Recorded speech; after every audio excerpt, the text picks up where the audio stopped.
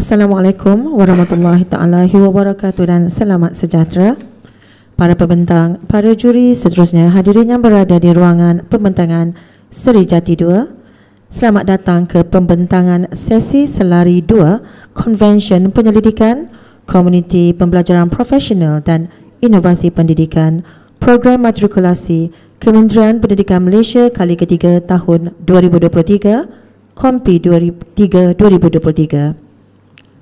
Pada petang ini kita akan mendengar perkongsian ilmu yang akan dibentangkan oleh para akademik berdasarkan tajuk-tajuk yang telah dipilih.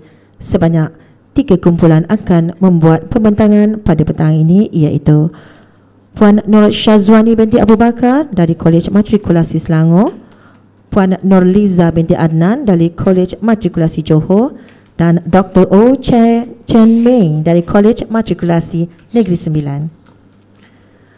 Pembentangan hari ini akan dijurikan oleh Dr. Azrai bin Azmi dari IPG Kampus Pendidikan Teknik Kompleks Pendidikan Nilai dan Dr. Sukur bin Beram, IPG Kampus Bahasa Antarabangsa Kuala Lumpur.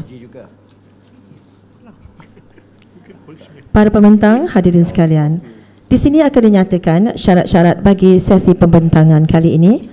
Setiap pembentang akan diberi masa 10 minit. Loceng akan dibunyikan sebanyak 1 kali pada minit yang ke-8. Loceng kedua akan dibunyikan sebanyak 2 kali pada minit yang ke-10. 5 minit diberikan untuk sesi soal jawab. Loceng akan dibunyikan 1 kali sebagai tanda minit ke-5 telah tamat. Semua peserta pembentangan dikendaki kekal berada dalam bilik sehingga tamat semua kumpulan membuat pembentangan.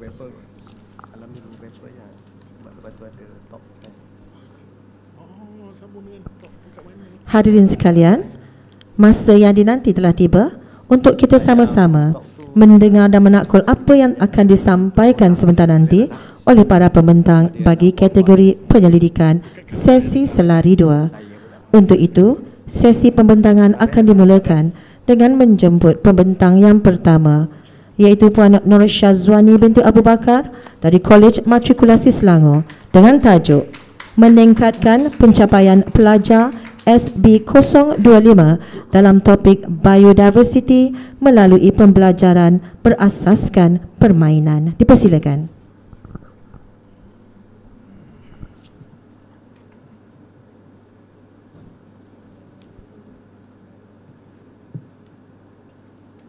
Terima kasih.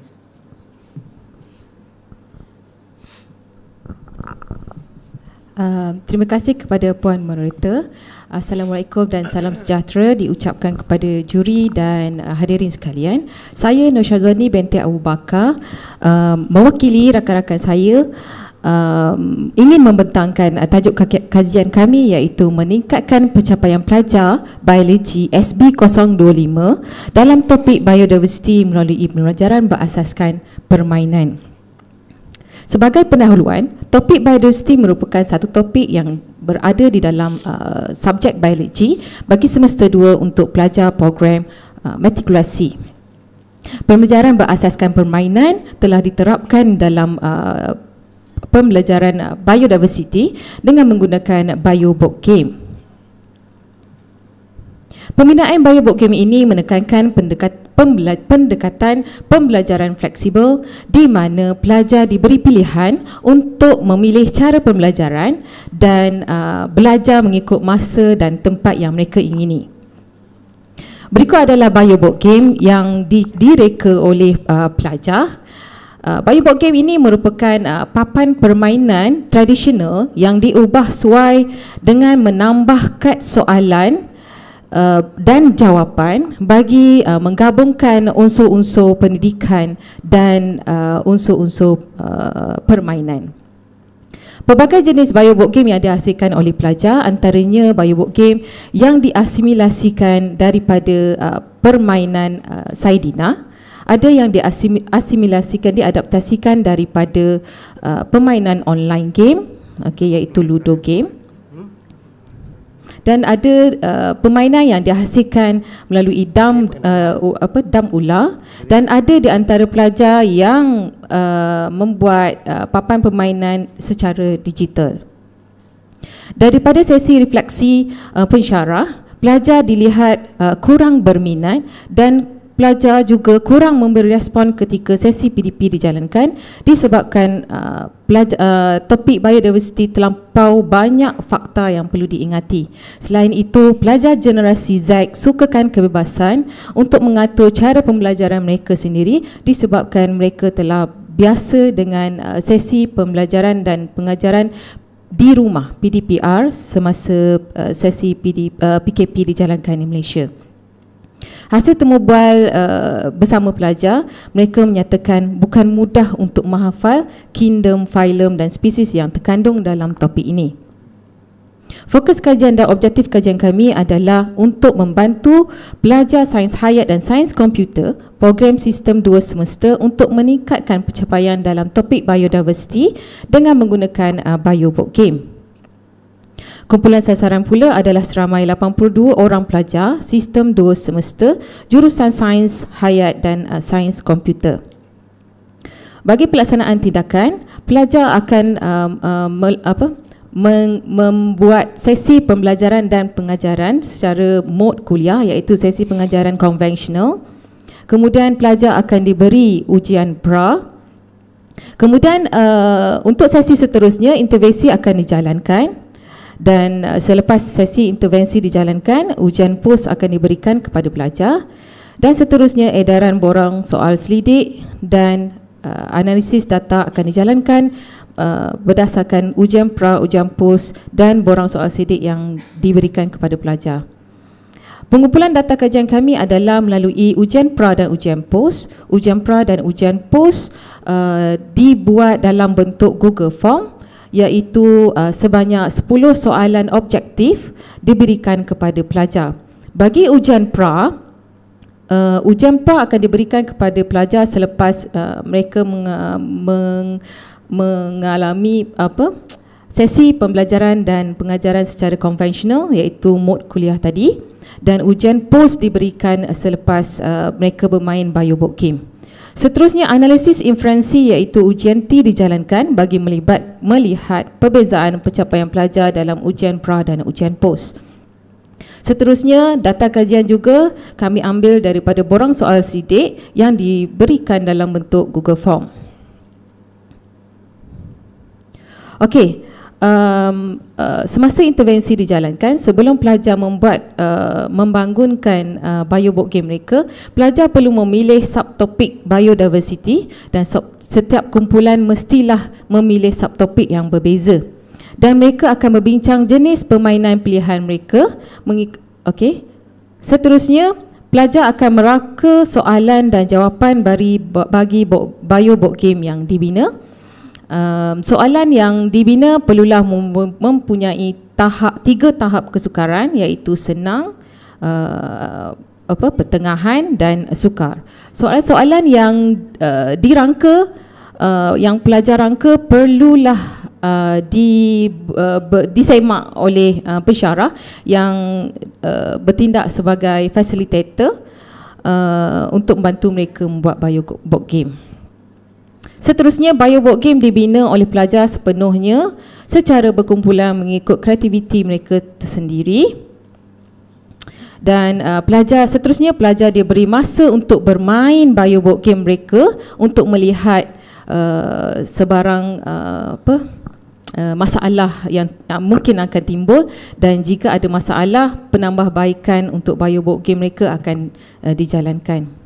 Dan akhir sekali, sesi bermain BioBoard Game bersama ahli kumpulan yang lain supaya mereka dapat mempelajari biodiversity, keseluruhan subtopik biodiversity dengan bermain BioBoard Game daripada ahli kumpulan yang lain. Okey, dari segi data kajian, analisis peratusan ujian pra dan ujian pos menunjukkan bahawa kesemua pelajar dapat keputusan cemerlang, iaitu antara markah 9 hingga 10. So, jadi BioBoard Game dilihat berkesan untuk meningkatkan pencapaian pelajar khusus biologi. Selain itu, ujian T juga dijalankan dan nilai P sama dengan 0.005, iaitu P kurang daripada 0.5 menunjukkan terdapat perbezaan signifikan di antara skor min ujian pra dan skor min ujian pos. Dan analisis bagi dapatan soal sidik, kesemua pelajar bersetuju kepada semua item di bahagian A iaitu peningkatan kefahaman, dan seterusnya di bahagian B 100% responden juga bersetuju menyatakan bio board game dapat membina pelajar yang berfikiran kreatif. Dan begitu juga dengan semua item di bahagian C, pelajar menyatakan bio board game menarik minat pelajar untuk memahami subtopik dengan lebih mendalam semasa membuat bio board game dan bermain bio board game. Refleksi dan kesimpulan. Daripada hasil kajian kami, kita dapat lihat peningkatan pencapaian pelajar di mana pelajar bio board game membantu pelajar mengingati lebih banyak fakta dalam topik ini dengan kaedah yang menyeronokkan. Seterusnya, terdapat juga peningkatan kualiti pembelajaran iaitu bio board game menepati ciri-ciri pembelajaran abad ke-21. Dan selain itu, kualiti pedagogi juga dapat ditingkatkan iaitu pensyarah sebagai pemudah cara dalam sesi PDP. Antara kekuatan kajian kami adalah bio board game merupakan satu inovasi asli di mana pembinaan permainan ini dibangunkan sendiri oleh pelajar. Dan selain itu, bio board game ini meningkatkan kreativiti pelajar di mana mereka boleh membina sendiri bio board game mereka mengikut idea-idea yang mereka cetuskan bersama ahli kumpulan mereka. Kebolehgunaan bagi bio board game kami adalah ia boleh diaplikasikan dalam topik biologi yang lain kerana hanya perlu menukar kad soalan permainan, dan potensi untuk penyebar luasan bio board game ini boleh diguna pakai di semua kolej matrikulasi dan institusi lain seperti asasi, universiti dan kolej tingkatan 6 di mana topik biologi diajar. Sebagai kesimpulan, bio board game boleh mewujudkan pembelajaran aktif di mana dengan bermain ia dapat mengoptimumkan pelibatan pelajar. Selain itu, bio board game dapat menarik minat pelajar untuk mempelajari topik biologi dengan bermain pelbagai jenis bio board game yang dicipta oleh rakan mereka. Dan bio board game boleh mewujudkan pembelajaran menyeronokkan dan suasana pembelajaran lebih aktif dan ceria. Sekian, terima kasih.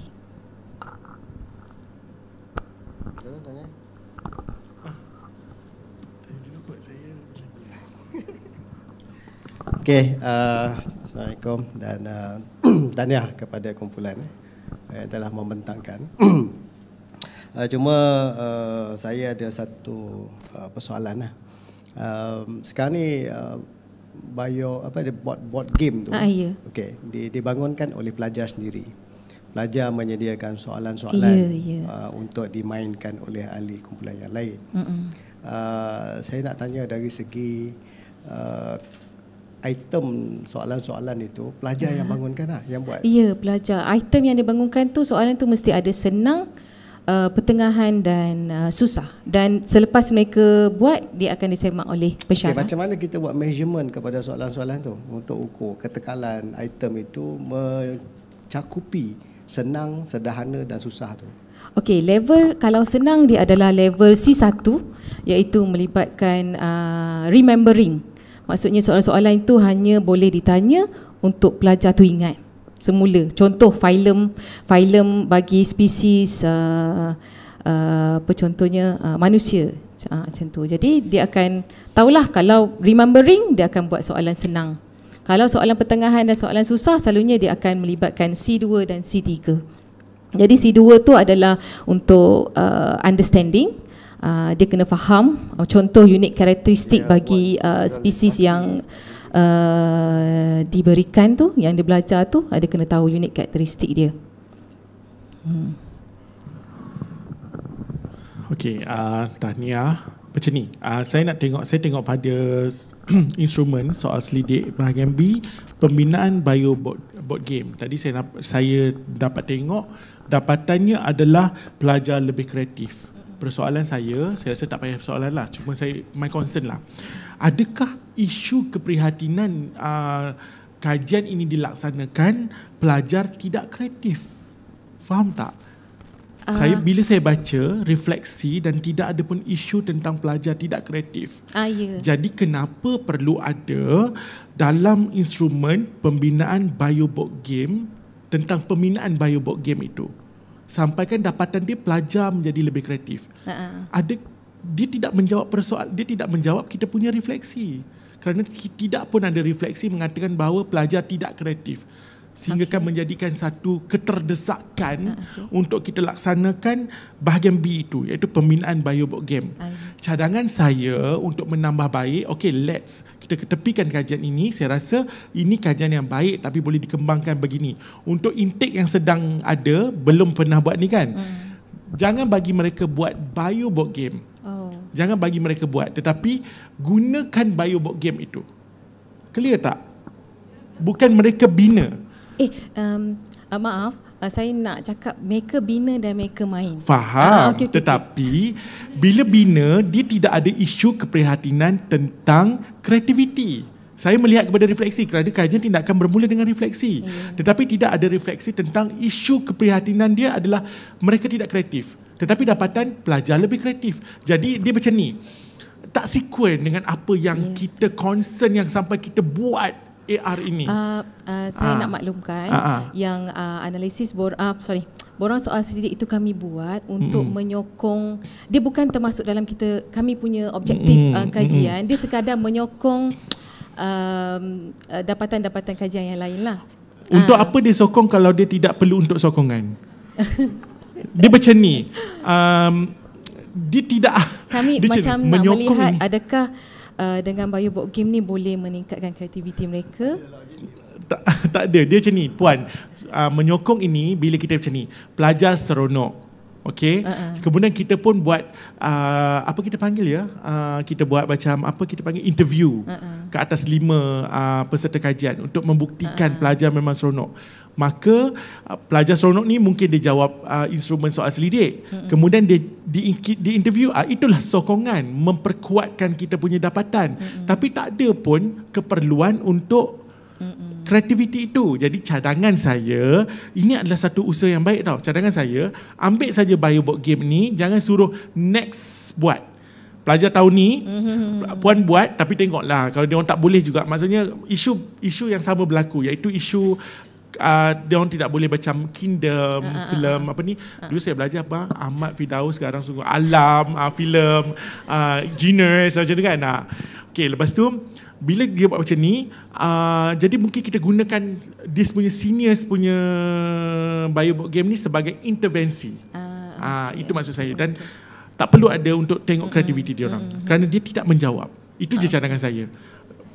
Okey, cuma saya rasa macam tak sampai. Tak relate tu je. Tak relate. Dia macam ni, tiba-tiba you dah tahu dah saya tak suka pink.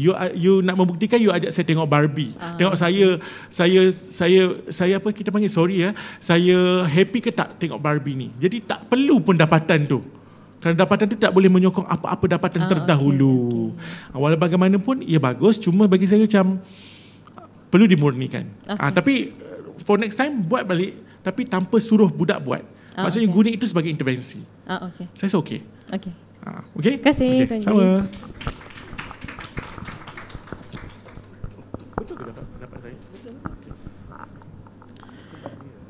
Terima kasih diucapkan kepada pembentang yang pertama dan juga para juri di atas soalan-soalan itu tadi. Untuk itu dia persilakan pembentang yang ketiga diminta bersedia untuk pembentang yang kedua diminta bersedia untuk pembentangan yang seterusnya.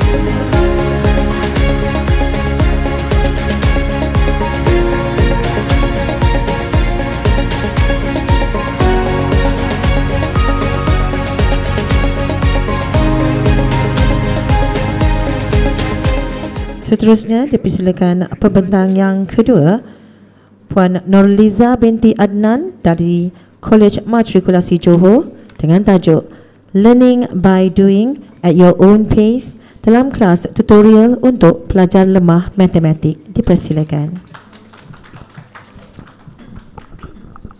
Okay, Assalamualaikum warahmatullahi wabarakatuh dan salam sejahtera. Saya Nurliza binti Adnan, pensyarah Matematik Perakaunan dari Kolej Matrikulasi Johor, ingin membentangkan kajian tindakan saya yang bertajuk Learning by Doing at Your Own Pace dalam kelas tutorial untuk pelajar lemah matematik. Okey, mulai sesi 2021-2022, program matrikulasi KPM mulai menerima pelajar tanpa latar belakang matematik tambahan sewaktu SPM bagi jurusan perakaunan. Justru, terdapat jurang yang besar antara kelompok pelajar yang berbeza tahap penguasaan matematik di dalam kelas. Okey, berdasarkan dapatan kajian oleh Firmansyah 2021, PDP dengan pelajar dari latar belakang akademik yang berbeza memerlukan pendidik untuk bersikap fleksibel, responsif dan memahami keperluan individu pelajar. Jadi kepentingan kajian ini adalah untuk memenuhi keperluan pembelajaran pelajar, memberi panduan kepada pensyarah dalam membina strategi pengajaran yang sesuai, mengurangkan jurang antara dua kelompok utama pelajar serta untuk meningkatkan pencapaian pelajar. Okey, berdasarkan refleksi amalan PDP yang lalu, terdapat 70% pelajar tanpa latar belakang matematik tambahan dalam kelas.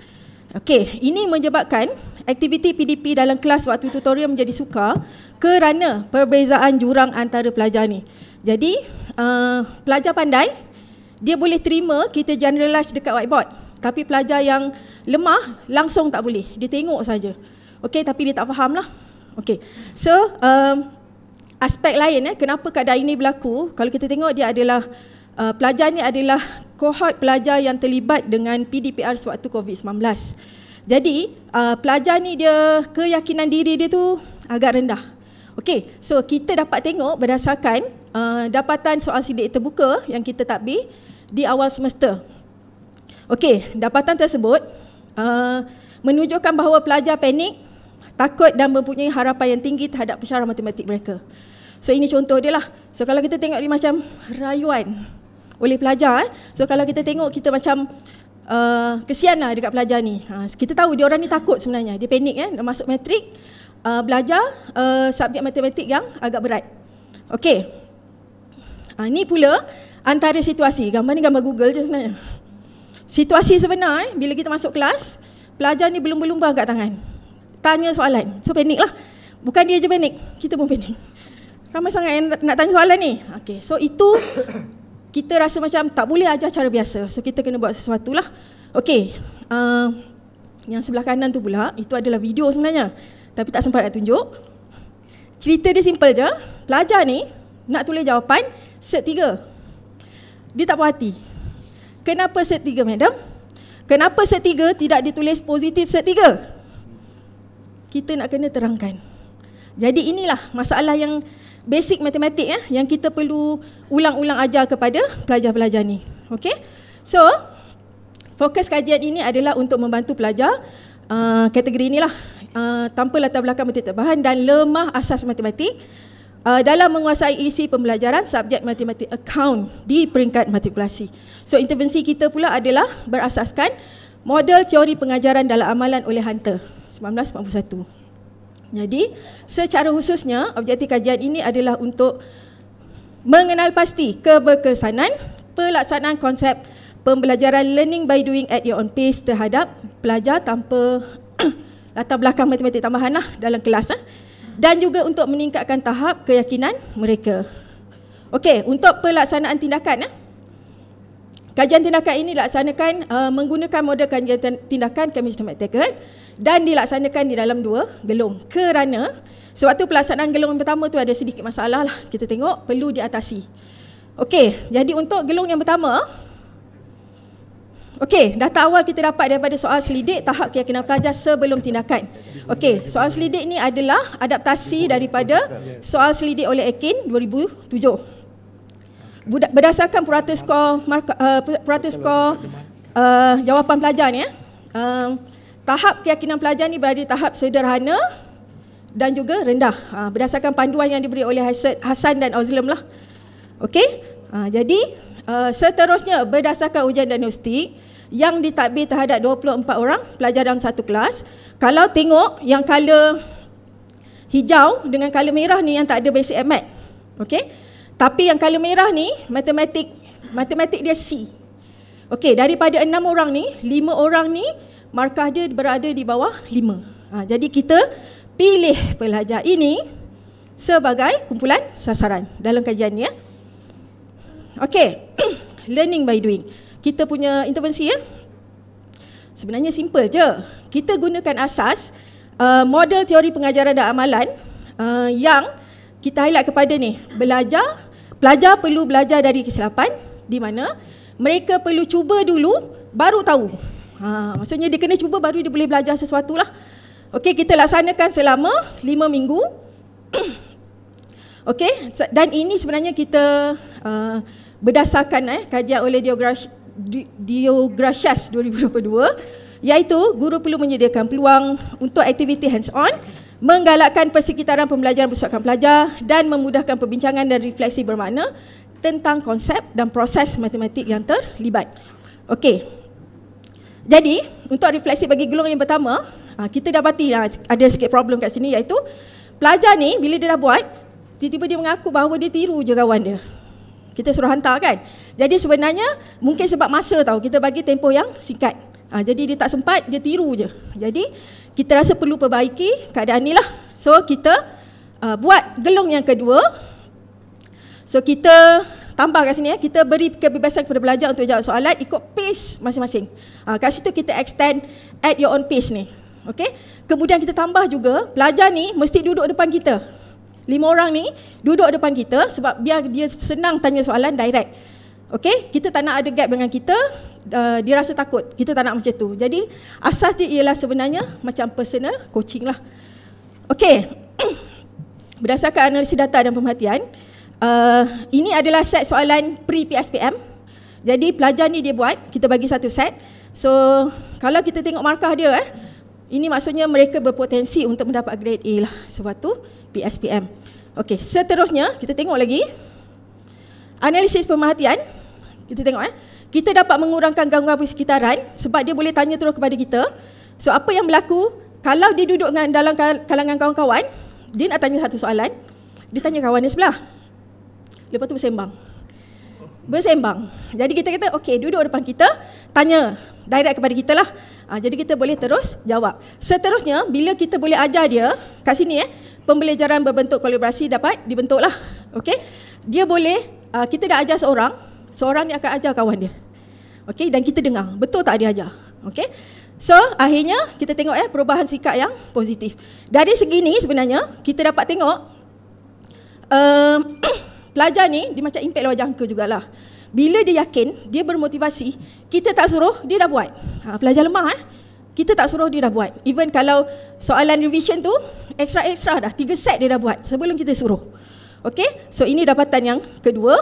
Yang ketiga, tahap keyakinan lah, soalan yang sama kita bagi, dia dah meningkat menjadi tahap yang tinggi. Okey. Okey, proses refleksi. Okey, proses refleksi. Kita dapat tengoklah motivasi pelajar ni semakin meningkat dengan aktiviti yang kita buat 10 minggu. Kemudian, tetapi pelajar ni dia sangat bergantung kepada jawapan akhir. Itu biasalah. Jadi kita ni sebagai pensyarah kena sentiasa pantau dia punya jalan kerja. Okey, sebagai kesimpulan, aktiviti ataupun konsep pembelajaran learning by doing at your own pace ni sebenarnya menggalakkan pembelajaran aktif dalam kalangan pelajar sebab kita bagi ruang belajar yang fleksibel kepada mereka. Okey, seterusnya keyakinan diri dan motivasi pelajar juga meningkat dengan sokongan dan bimbingan yang diberi oleh kita lah pensyarah. Jadi intervensi ini juga memberi panduan lah kepada pensyarah pelajar pula. Pensyarah matematik yang lain kalau dia mengajar kelompok pelajar seperti ini sebab pelajar lemah tak boleh ajar macam tu je. Memang dia kena cuba buat tapi kita rajin sikit lah, kena check satu-satu. Okey, ni antara gambar-gambar yang diambil sepanjang intervensi ini berlangsunglah 10 minggu. Okey, jadi untuk itu sekian, terima kasih.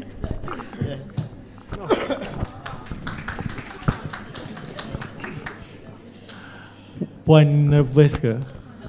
Puan nervous ke? Sangat. Tak adalah, Dekat sebab kering. orang matematik kan dia selalunya macam not more to linguistic kan. Okay. Sebenarnya kalau kajian saya kata kajian tindakan, saya rasa dengan persembahan gelungan dengan semua ni, ini antara yang tepat, yang boleh saya kata tepat yang dibincangkan sebagai kajian tindakan. Cuma cadangan saya, okay, saya rasa puan boleh buat kajian eksperimental pula. Mungkin tahun depan masuk pula, ambil kajian yang sama, tapi dengan sampel yang berbeza, tapi buat kajian asas. Mungkin boleh buat eksperimental, 2 kumpulan, 1 kumpulan kawalan, 1 kumpulan rawatan, ambil dua-dua yang cemerlang, katakan. Nak tengok betul atau tidak. Kerana bila kita membincangkan tentang keberkesanan, maka kita perlu ada rawatan dan kawalan, dan juga kita letakkan dia punya mungkin intervensi itu sebagai nak tengok betul tak berkesan. Kita ambil dua-dua cemerlang. Itu satu kajian eksperimental. Mungkin boleh buat quasi eksperimental juga, kerana yang tak cemerlang itu tak ramai kan. Jadi dia tak akan balance. Jadi buat yang tak cemerlang dengan yang biasa-biasa bukan cemerlang. Buat dua-dua, buat satu rawatan satu ni, lepas tu bagi juga intervensi itu, nak tengok jurang tu mengecil tak, untuk melihat keberkesanan. Sebab kalau nak cakap pasal keberkesanan, mesti ada dua-dua kumpulan itu, dan itu. Jadi ini bukan persoalan, tetapi ini cadangan untuk kompi 3, kompi 5, kompi 4, kompi 5. Okay, dah dapat dah kompi 4, kompi 5 macam tu kan. Jadi ini cadangan. Okay. Kerana saya nampak untuk kajian tindakan ini adalah tepat, dan why not move to kajian asas pula. Buat eksperimental, dan kita buat kuasa eksperimental. Tahniah. Terima kasih. Okey, tahniahlah kepada pasukan daripada KMJ. Dia topik ni pada saya dia adalah satu topik yang menarik, but I agree by my colleague. Dia bila terma yang kita guna pakai dalam tajuk kajian keberkesanan, keberkesanan mesti kita uji keberkesanan. So setakat kita compare markah sebelum dengan selepas itu, dia tidak mencukupi. Sebab kadang-kadang dia tak correlate pun kan, sebab dia ada faktor maturity. Pelajar tu bila ongoing belajar, dia akan lebih ingat, dia lebih faham. Okay, sebab itu kita kena uji dengan alat statistik yang lebih kukuh untuk mengesahkan bahawa memang ada keberkesanan tu berlaku. Okay, itu mungkin macam juri kita pun kata better kita move on lah. Tapi untuk rakan-rakan yang lain, saya bila melihat kepada pembentangan dan juga penulisan, by right memang kena bentang dalam bentuk yang macam ni. Sebab sebahagian besar daripada kajian tindakan yang kita lihat tadi ada model, tetapi dia tidak mencakupi kedua-dua gelung atau sekurang-kurangnya satu gelung yang dipresent, yang dibentangkan. Sebab bila kajian tindakan ni dia mesti complete sekurang-kurangnya satu, dan kalau macam ni lagi cantik lah, ada dua gelung. So tahniah saya ucapkan. Alright, terima kasih. Terima kasih.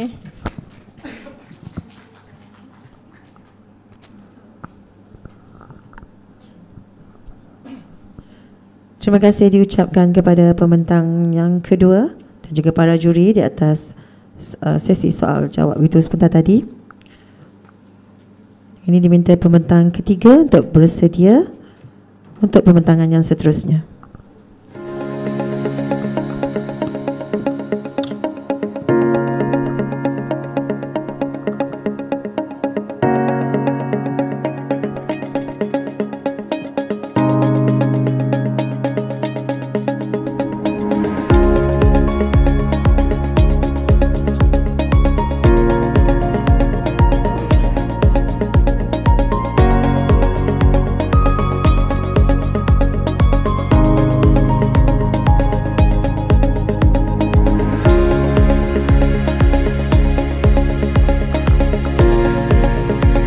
Seterusnya dipersilakan pembentang yang ketiga, Dr. Oh Chen Mei dari Kolej Matrikulasi Negeri Sembilan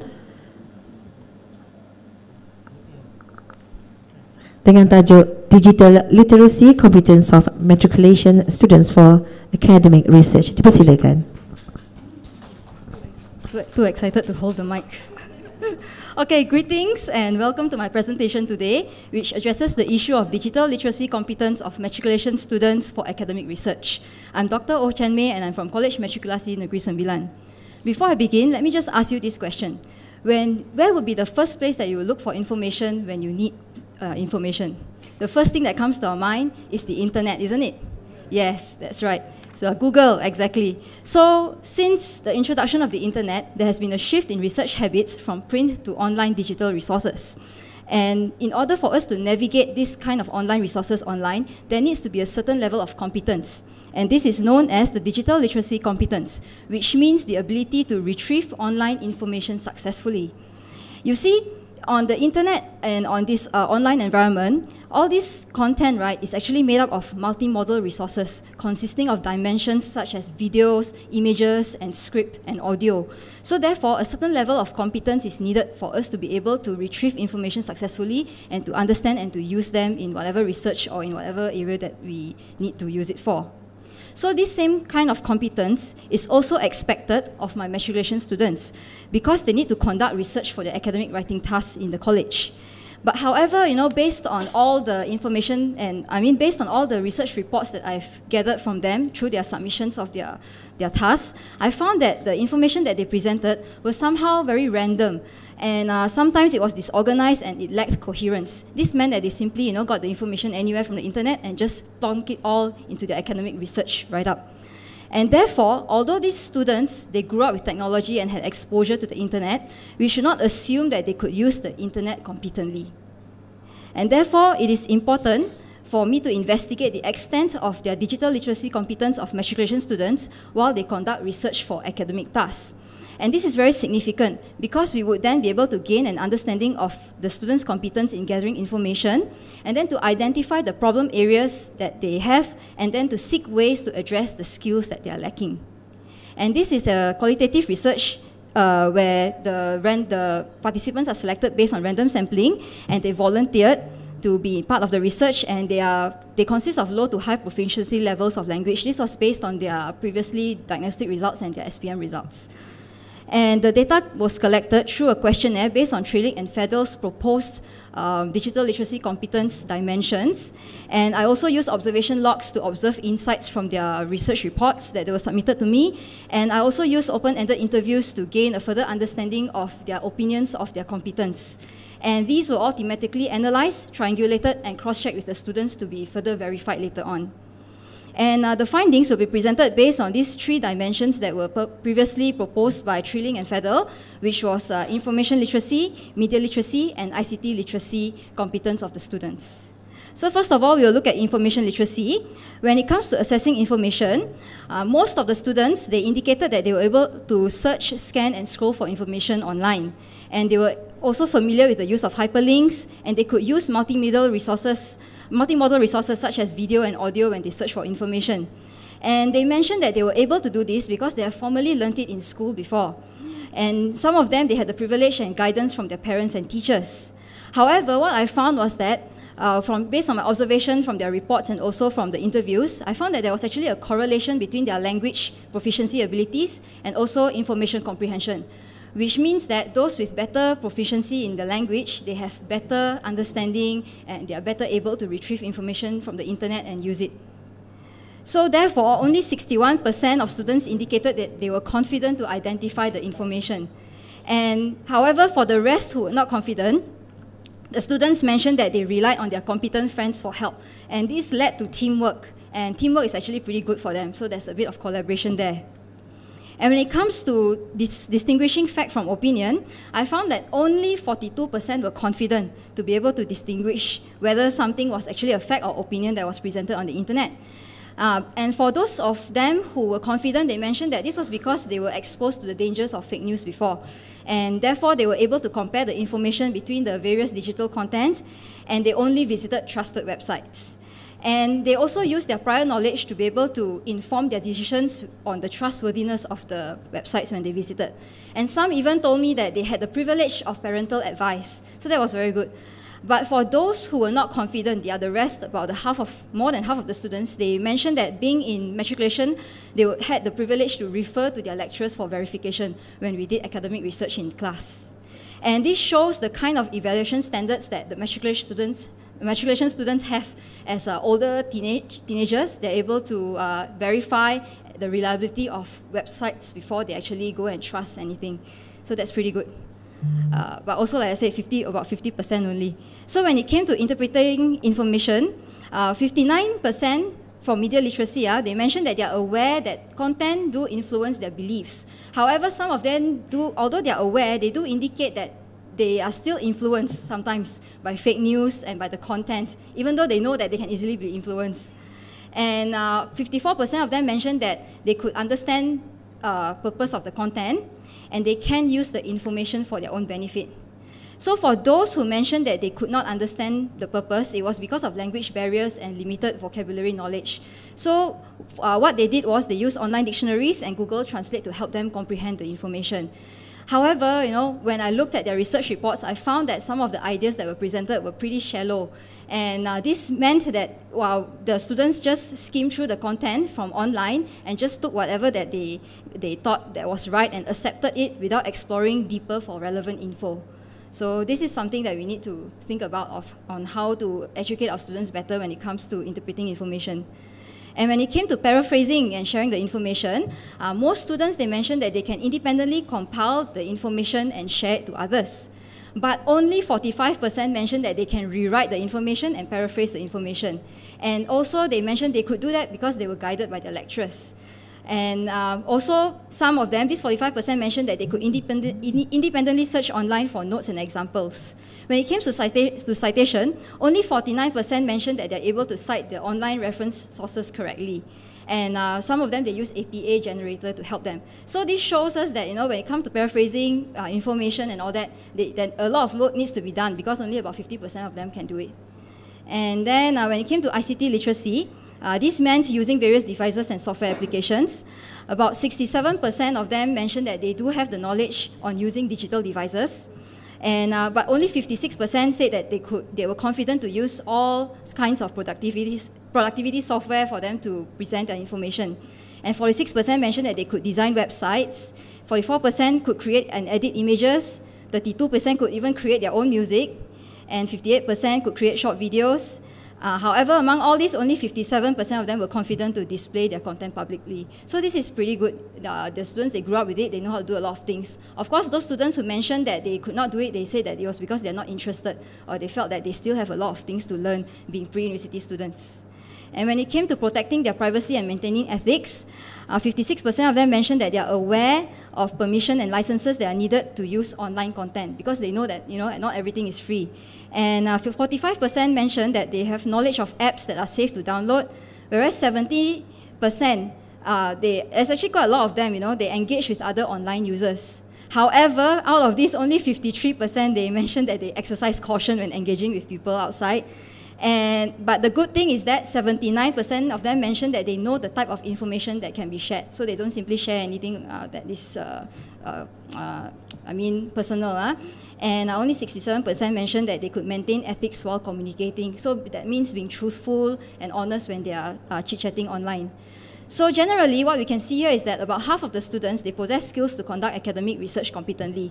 So that means for the other half, it's important for us educators to explore best approaches to help them, to teach them critical reading skills, paraphrasing techniques, and ways to write citations and references, and help them to use technology tools to create and present content effectively, and teach them about the awareness on online safety. These are all familiar tasks that the students will later face in university. So that's why it's very important for us to prepare the students for their next steps in education, bring pre-university students and all the way to university. And also there needs to be a continued focus on developing their language proficiency skills. Like I mentioned earlier, the better proficient they are, the better they are to navigate in the online environment, and then to be able to use the information more effectively so that we can equip them to meet the demands of 21st century learning. So thank you very much. Saya takut nak tanyalah doktor. Okey, boleh tak kita tengok research methodology? Methodology. Okey.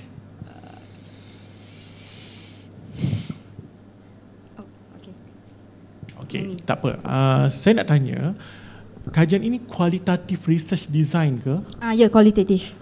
So report saya is thematic analysis. Okey. 54 orang ni yang volunteer. Okey. Kebetulan saya mengajar kualitatif, kebetulan saya mengajar research methodology.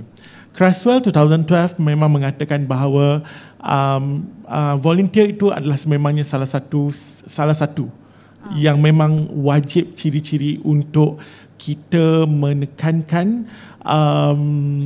ciri-ciri apa ni kita panggilnya, ciri-ciri peserta kajian. Kita panggil peserta kajian lah dalam kualitatif. Namun tadi ada kata random sampling, betul? Ya. Okay. Sebab dia volunteer.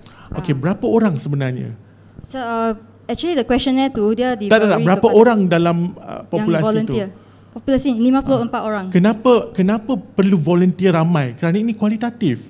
Ya, kalau dia volunteer sikit, dia jadi case study. Dan case study tu saya takut dia tidak it doesn't represent the wider population. So the more population I have, the better, the more confirm. Because the more I found this, the more it confirms. Memang betul, Chandran and Padian and Chandran kata lebih banyak kita punya 2009, right? Lebih banyak kita punya peserta kajian, maka akan lebih kurang ralat kan? Yes. Tetapi bila kita buat kualitatif, bagi saya kita buat snowball. Ini cadangan saya lah. Bila snowball, mungkin peserta yang ke-34 sudah berhenti. Kan? So that's why saya nak capai sampai data saturation. Maksudnya mungkin dalam pembentangan perlu untuk menerangkan bahawa dia capai ke 54 ni barulah dia punya data itu kaya. Kalau kita discuss macam ni, dia akan nampak macam kenapa 54? Kenapa bukan, faham tak? Lepas tu bagi saya lah, perlu ada macam bagi saya lah, bila kita buat macam ni, dia sebenarnya kita belajar tau. Macam kenapa volunteer? Contohnya kita kata Creswell 2012 mengatakan mesti ciri-ciri dia volunteer. Kenapa faham tak? Kenapa saya ambil nilai ramai? Kerana Padian and Chandran 2000 Pandian kan 2009, right? Dia kata makin banyak peserta makin kurang ralat. Sebab saya nak kurangkan ralat, maka saya adakan ni. Jadi saya rasa baru kita belajar. Kenapa? Dia ada sebab. Metodologi ni memang dia akan sebab. Betul. Saya rasa ini macam, saya tak tahulah kot. Saya rasa ini mungkin macam mixed method juga sebenarnya, sebab ada guna questionnaire dan juga ada ada data kuantitatif. Ya, tapi kuantitatif tu sebab saya nak guna untuk support sebab dia lebih kepada thematic analysis, guna Excel coding, yang tu semua coding. Dan akhirnya support by quanti. So dia bukannya betul-betul nak report tentang statistik lah. Dia lebih kepada this is the theme and how many percent said this, sebab dia macam ni. So generally macam saya tengok dalam findings about half. Semua dia confirm yang semua about half of the students tahu saja. Betul. Cuma saya rasa macam ni je. Dia ada satu je benda yang dia macam against. Random sampling dengan voluntary.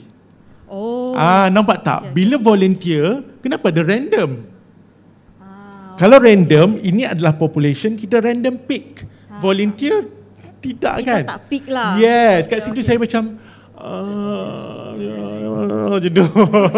jadi saya rasa kat sini lah. Kat sini bila random sampling, kenapa ada voluntary? Saya memang confused kat sini. Saya rasa macam sekejap saya buka buku. Memang saya buka. Jadi saya rasa kerana kalau saya tak silapkan, Izham dan juga Sufian 2009, saya tulis tau balik. Izham and Sufian 2009 dia cakap macam ni tau. Untuk dalam kualitatif, peserta kajian mesti orang yang ada banyak knowledge.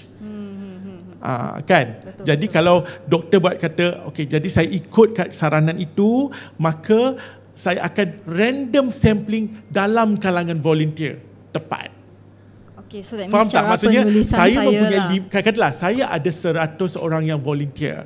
Walau bagaimanapun mengikut Izham dan Sufian 2009, peserta kajian perlu mempunyai ilmu yang banyak bagi memastikan data yang diperoleh adalah kaya. Maka saya membuat random sampling dalam kalangan volunteer itu. Tepat. Oh, okay. TikTok. Okay. 10 over 10. Saya kena tulis lepas ni for kajian saya tak, seterusnya. betul. Kita belajar sama-sama macam tu kan. Itu je. Saya cakap situ je pertikaian dia. Okay? Sangat helpful. Yeah, because Okay I tak kan? pernah, Belajarkan semua kan? Okay, thank you. Because this yang questionnaire tu dia kita bagi dekat saya dah 100 lebih kan, tapi dia volunteer dan ingatkan saya dah random, but actually you mention yang tu then lagi random kita ambil dia punya data. Okay, very good. Volunteer, berarti kita kena, kenapa kita nak buat random dalam volunteer? Okay. Kenapa kita nak buat random dalam volunteer tu, nanti saya kena marah. Jadi ada sebab siapa yang cakap. Baru kita macam yes. Saya tak akan berkerut. Semua orang macam perfect. Macam tu. Tapi it's okay. Melakukan kesilapan itu perkara biasa. Saya pun selalu melakukan kesilapan. Tapi kalau kita overcome kesilapan tu, kita akan jadi orang luar biasa. Okay? Wow. Okay. Biasa sajalah saya. Tak payah luar biasa. Thank you very much. Thank you.